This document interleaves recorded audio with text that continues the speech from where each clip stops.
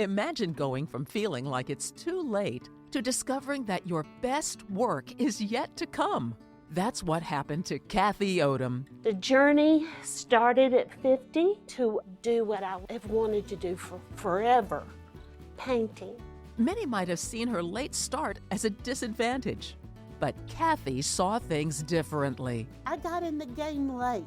I haven't been painting as long as a lot of people. My paintings that are done outside in plein air are just as much a painting to me as anything I do in the studio. As an artist, I can think about it the way I need to think about it. The bravery it takes to pick this up and take off with it and then walk into a gallery and say, this is good.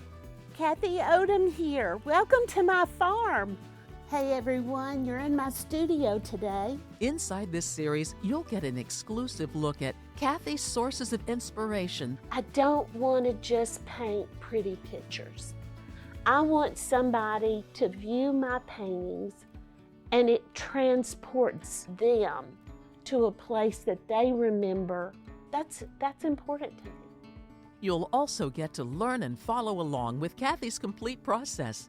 A lot of people that are painting will tend to leave some of these details to the end. If it works, I need to go ahead and do some of it. Just for the reason I want to be content and happy with what I'm seeing. But most importantly, you'll learn lessons that will help you see the world through the eyes of a master painter. We've got to be willing to make a mess to bring beauty. And that goes more for life as well as painting. We've poured our hearts into this special release, so come join Kathie Odom on this journey and see your art transform. Oh, I really hope that y'all will come join me. I'll be home, and I'd love to have you here. Sometimes I don't even touch the canvas, but I'm just dancing, feeling it.